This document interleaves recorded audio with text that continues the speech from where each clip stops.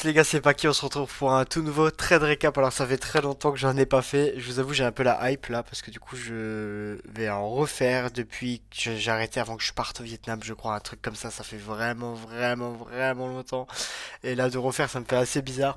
Donc je vais reprendre par pure discipline, comme ça au moins vous voyez mes trades parce que là, je suis pas en live et même après quand je serai en live, je referai toujours des trades récap. Je continuerai, y a pas de souci.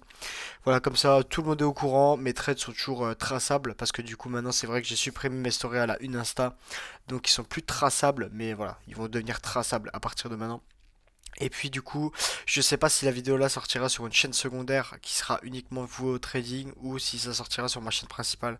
Je pense que pour l'instant je vais tout mettre sur ma chaîne principale et je me poserai la question de je crée une chaîne secondaire quand j'aurai 300 000 abonnés je pense. Mais pour l'instant ça sert strictement à rien.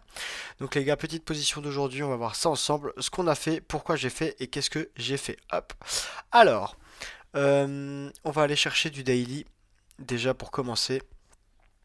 On voit juste ici qu'on a eu une divergence par rapport au recomblement de ce gap donc d'ouverture weekly juste ici. On est venu le chercher sur le S et pas sur le NQ. On avait une grosse SMT. Ok. Juste ici clôturé en H4 bien sûr. Ok, on a vu la réaction. Première bougie de réaction juste ici, 2 heures. Bougie de 6 heures. On voit qu'on a commencé à ranger. Et là après on a l'expansion. Voilà. Ok, maintenant on va aller en H1. En H1, on n'avait pas grand chose de plus à part un fair value gap qu'on a eu après minuit. On est venu ensuite le rencombler, on est venu le toucher, plus la zone des 0,5 juste ici, sur le S pareil, juste ici aussi. Et on voit qu'on est encore retouché le gap, l'opening range gap juste ici là, sur ce petit tick. Voilà, donc juste ici, je m'attendais à la clôture H1. Quand on regarde la clôture H1, elle était belle. Pourquoi? Parce que on avait cette inverse fair value gap juste ici où on a reclôturé dedans. On est venu inverser, on a reclôturé dans cette inverse sur le gap H1 juste ici. Et en plus de ça, cette zone correspond à une zone d'order block.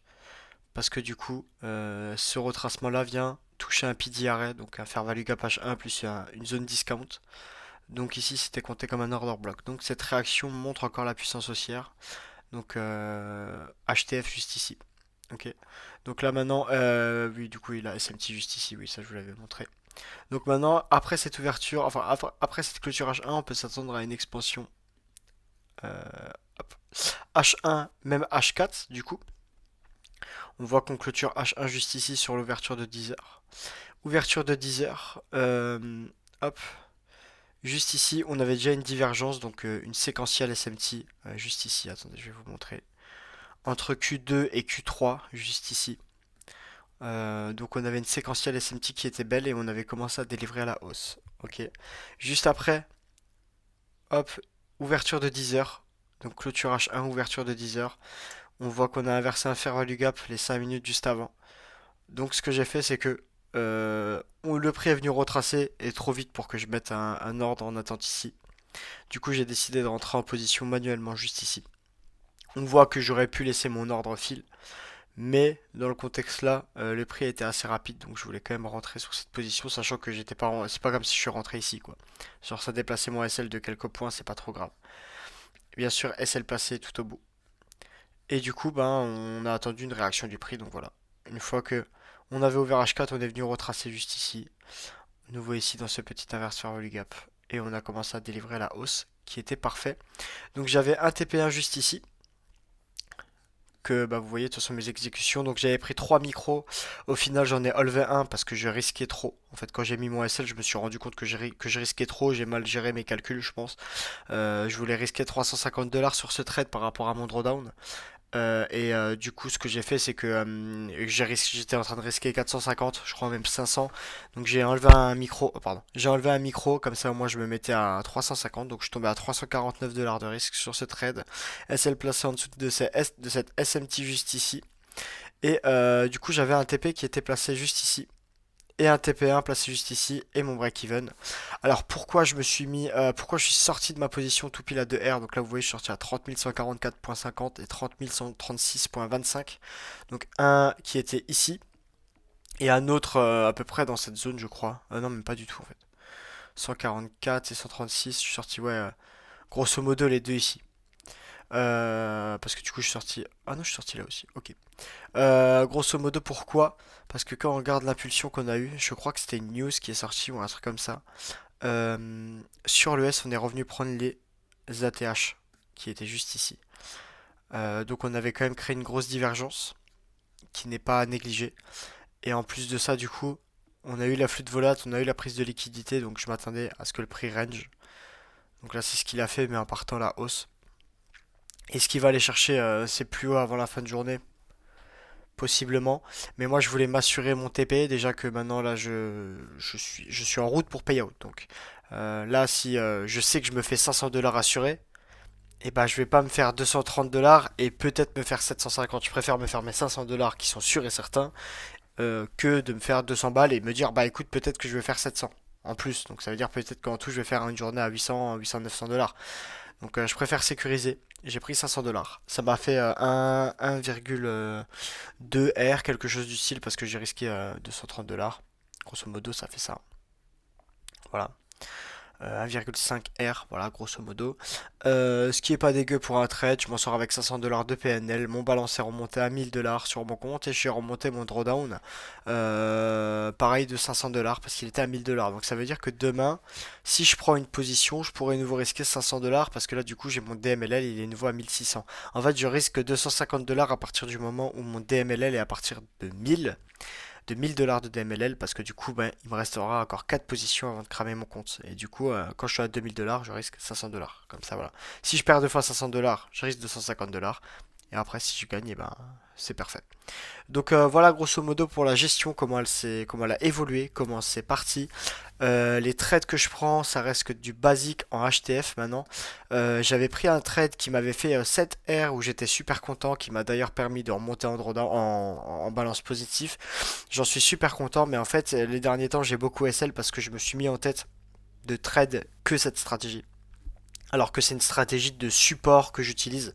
Je ne l'utilise pas tout au long de mon trading. C'est juste avant je l'utilisais pour me dire bah voilà le prix il a réagi là dans cette dans ce rejection block en une minute etc avec l'ouverture de 10 heures. En fait ça me donnait une confirmation en plus sur ma journée.